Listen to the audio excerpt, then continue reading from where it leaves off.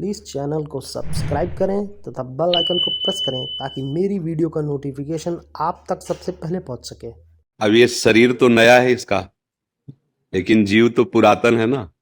अब कौन सा कर्म आके अब भगवत लीला है, उस पर किसी का कोई अधिकार नहीं हो सकता। मान लो अब इस बच्चे का क्या अपराध, नई अवस्था है, अभी तो नया कोमल बच्चा है, लेकिन अंदर जो जीव है वो बहुत पुराना है।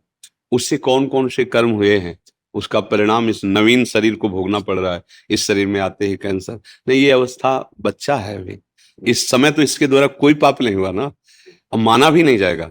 14 वर्ष की अवस्था तक शास्त्रीय सिद्धांत है उसके किए हुए पापों को गणना में, क्योंकि अबोध बच्चा होता है। अब लेकिन देखो ऐसा, अब कैंसर जनित भयानक कष्ट वाला रोग, अब ये पूर्व, इसीलिए कहते हैं भजन करो। नहीं, इस जन्म का कर्म कई जन्मों तक तुम्हें दंड रूप में मिलेगा।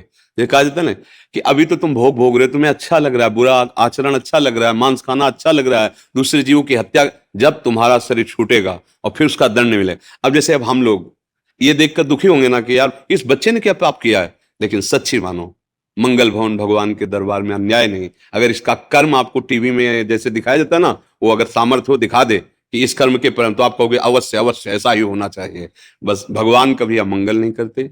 अभी अभी बच्चा रूप से दिखाई दे रहा है, पर प्रभु का ये पुरातन अंश है, ऐसी गलतियां होती हैं, उसका ये सब खेल है। अब ये माँ कैसे समझ सकती, माँ को तो लगता है मेरा बच्चा है ना, कुछ ऐसा हो जाए कि ये ठीक हो जाए।